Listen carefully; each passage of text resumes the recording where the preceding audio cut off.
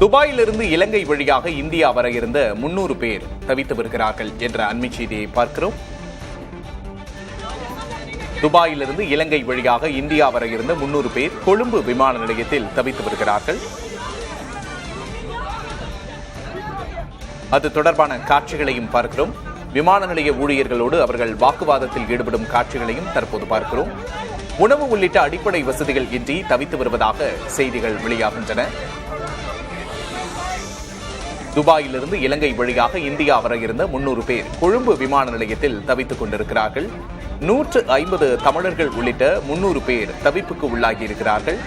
சென்னைக்கு விமானங்கள் இயக்கப்படாததால் அவர்கள் சிரமத்திற்கு உள்ளாகி இருப்பதாக அண்மை செய்தியை பார்க்கிறோம்.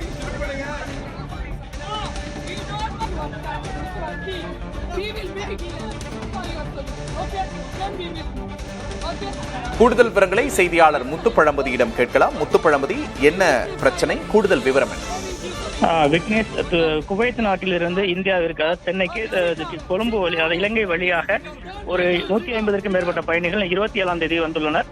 அவர்கள் இலங்கையின் மத்தளை என்ற விமான நிலையத்துக்கு வந்த பின்பு அங்கு அந்த புயலின் காரணமாக விமான சேவை நிறுத்தப்பட்டது. அதன் பின்பு ஒரு நாள் முழுவதும் அங்கு பரிதவிச்சிருக்காங்க. அதன் பின்பு நேற்று அவங்க கொழும்பு விமான நிலையம் அழைத்து வரப்பட்டிருக்காங்க. கொழும்பு விமான நிலையத்தில் 100க்கும் மேற்பட்ட தமிழர்கள் உள்ளிட்ட 150க்கும் மேற்பட்டோர் அங்கு 2 நாட்களாக தவிக்கிறாங்க. அவங்களுக்கு தேவையான உணவு உள்ளிட்ட அத்தியாவசிய தேவைகள் கூட கிடைக்கல என அவங்க குற்றம் சாட்டுறாங்க. அதாவது அவங்க கையில இந்திய ரூபாய் மற்றும் குவைத்தின் தினார் ரூபாய்கள் மட்டும் இருப்பதாகவும் அதை வைத்துக்கொண்டு அவங்க அத்தியாவசிய பால் உள்ளிட்ட பொருட்கள் கூட தர மறுக்கிறாங்கன்னு சொல்லி வேதனையோடு தெரிவிக்கிறாங்க. மேலும் குழந்தைகள் மற்றும் பெரியவர்கள், அதாவது சர்க்கரை உள்ளிட்ட நோயாளிகள் பெரும் சிரமத்திற்கு உள்ளாகி உள்ளதாகவும் உடனே இந்திய தூதரகத்தின் மூலம் தங்களை மீட்டு நாட்டுக்கு அழைத்து வர ஏற்பாடு செய்யணும். அதற்கு முன்பாக குடிநீர், உணவு உள்ளிட்ட அத்தியாவசிய தேவைகளை உடனடியாக பூர்த்தி செய்ய வேண்டும் என கண்ணீர் மல்க கோரிக்கை விடுத்திருக்காங்க. Vignesh,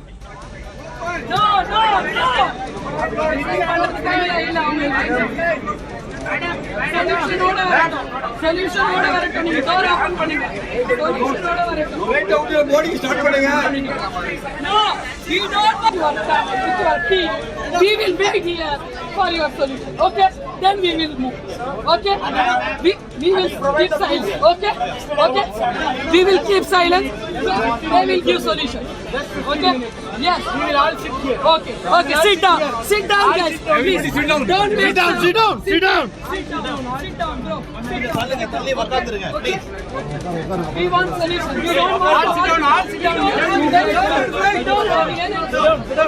Sit down. People don't move. Sit down, please. Sit down, please, sit down. Brother, please sit down. Any food from food is.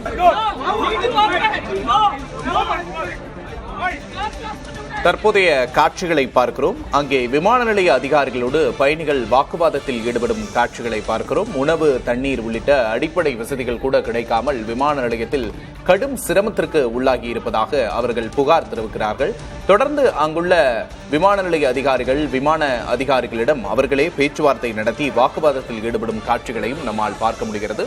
துபாயிலிருந்து இலங்கை வழியாக தமிழகம் வர இருந்த 300க்கும் மேற்பட்ட பயணிகள் கொழும்பு விமான நிலையத்தில் சிக்கி தவிப்பதாக செய்திகள் வந்திருக்கின்றன. அது தொடர்பான காட்சிகளையும் பார்க்கிறோம். தொடர்ந்து செய்தியாளர் முத்துப்பழம்பதியிடம் பேசலாம். முத்துப்பழம்பதி, தற்போது அது தொடர்பாக விமான நிலைய அதிகாரிகள் என்ன சொல்றாங்க? அவங்களுக்கான மாற்று ஏற்பாடு என்ன? விக்னேஷ், புயலால இலங்கை முழுவதுமே ஒரு இக்கட்டான சூழல்ல இருக்கு. அப்படிப்பட்ட சூழல்ல இந்த பயணிகள் இவங்கெல்லாம் பாத்தீங்கன்னா துபாய் மற்றும் குவைத் நாடுகள்ல இருந்து இந்தியாவிற்கு, அதாவது சென்னையிலிருந்து தமிழகத்து பயணிகள் மட்டுமே 150 பேர் இருக்காங்க. அதனை கடந்து இந்தியாவின் பல்வேறு மாநிலங்களில் உள்ள பயணிகள் என ஒரு 300 பேர் வந்திருக்காங்க. இவங்க ஒரு இணைப்பு விமானம், அதாவது இணைப்பு நாடாகத்தான் இலங்கைக்கு சென்றிருக்காங்க. துபாயிலிருந்து இலங்கை இலங்கையிலிருந்து இந்தியா வருவதுதான் அவங்க திட்டம். அதன் அடிப்படையில் 27ஆம் தேதி அவங்க கொழும்பிலிருந்து கிட்டத்தட்ட 84 கிலோமீட்டர் தொலைவில் உள்ள மத்தளை சர்வதேச விமான நிலையத்திற்கு தான் அந்த விமானம் தரையிறங்கியிருக்கு. அதன் பின்பு அங்கு ஏற்பட்ட புயலின் காரணமாக அங்கு ஏற்பட்ட பாதிப்புகளால விமானம் இங்கிருந்து சென்னை செல்லாது அப்படின்னு சொல்லியிருக்காங்க. அப்ப அங்கேயே ஒரு இரவு முழுவதும் தவிச்சிருக்காங்க. அங்க விமான நிலைய அதிகாரிகள் தங்களை கைவிட்டு சென்றுட்டாங்க. அதன் பின்பு நாங்களாகவே வாகனங்கள் ரெடி பண்ணி கொழும்பு விமான நிலையம் வந்து சேர்ந்தோம் அப்படின்னு சொல்லியிருக்காங்க. இப்ப நேற்று 28ஆம் தேதி காலையிலிருந்து இதுவரையில அவங்க கொழும்பு விமான நிலையத்துல தவிக்கிறாங்க. அங்கிருந்து விமானங்கள் இப்ப இயக்கப்படாதால, இப்ப புயலின் பாதிப்பு அங்க அதிகமா இருக்கிறதுனால விமானங்கள் இயக்கப்படாதால அவங்க பரிதவிக்கிறாங்க. இப்ப அந்த நிலைமையை அவங்களால புரிஞ்சுக்க முடியுது. ஆனால் இந்த இக்கட்டான சூழல்ல கூட விமானத்துறை அதிகாரிகள் தங்களுக்கான உணவு, குடிநீர், குழந்தைகள் இருக்கு, பால் உள்ளிட்ட அத்தியாவசிய தேவைகள் கூட தர மறுக்கிறாங்க. இலங்கை நாட்டோட பணம் இருந்தால் மட்டுமே அவங்களுக்கான உணவு வழங்கப்படுகிறது அந்த விமான நிலையத்தில். இப்ப இந்தியா ரூபாய்கள், அதே போல தினார் உள்ளிட்ட ரூபாய்களை கொடுக்கும் போது அதை அந்த விமான நிலைய ஊழியர்கள் வாங்க மறுக்கிறாங்க. அப்ப நாங்க பசி பட்டினியில கிட்டத்தட்ட 1.5 நாளாக தவிக்கிறோம். இது குறித்து விமான நிலைய அதிகாரிகளிடம் முறையிட்டால் எந்த பதிலும் இல்லை. உயர் அதிகாரிகள் அங்கிருந்து சென்று விட்டார்கள். விமான நிலைய ஊழியர்கள் தான் பதில் கூறுறாங்க. அவங்களும் முறையான பதில் கூறாமல் வேதனைப்படுத்துவதாக கண்ணீர் மல்க தெரிவிச்சிருக்காங்க. கிட்டத்தட்ட 100க்கும் மேற்பட்டவர் தமிழ்நாட்டை சேர்ந்தவர்கள் இருப்பதாக அவங்க தெரிவிச்சிருக்காங்க. சென்னை விமான நிலையம் வந்து சென்னையிலிருந்து அவங்க தமிழ்நாட்டின் பல்வேறு பகுதிகளுக்கு செல்ல இருந்திருக்காங்க. இவங்க எல்லாமே குவைத்து, துபாய் உள்ளிட்ட நாடுகள் தான் வந்திருக்காங்க. இலங்கையோட நிலைமை மோசமா இருக்கக்கூடிய சூழல்ல இந்திய அரசு உடனடியாக தங்களை மீட்கணும். அதற்கு முன்பாக அந்த கொழும்பு விமான நிலையத்தில் சிக்கியுள்ள தமிழர்கள் உள்ளிட்ட இந்தியர்கள், மற்ற நாட்டவர்களுக்கு தேவையான உணவு உள்ளிட்ட அத்தியாவசிய தேவைகளை உடனடியாக வழங்குவதற்கு இந்திய அரசு வழிவகை பண்ணணும்னு சொல்லியிருக்காங்க. ஏன்னா அவங்க இப்ப சூழலை புரிஞ்சுக்க முடியுது. ஆனால் அவங்க இருக்கிற காலகட்டத்திற்கு அவங்களுக்கு தேவையான உணவு, குழந்தைங்களாம் பார்க்க முடியுது, பெரியவங்களை பார்க்க முடியுது. அதுல சர்க்கரை நோயாளிகள் நிறைய பேர் சொல்றாங்க. அவங்களுக்கு தேவையான மருந்து மாத்திரைகள் கிடைக்கலன்னு சொல்றாங்க. குழந்தைக்கு தேவையான பால் இல்லைன்னு சொல்றாங்க.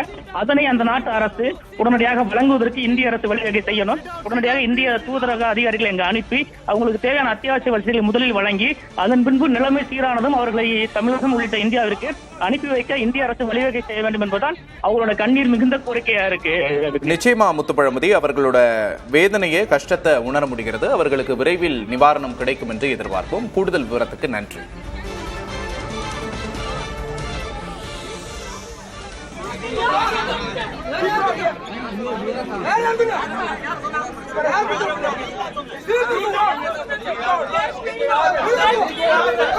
Hey,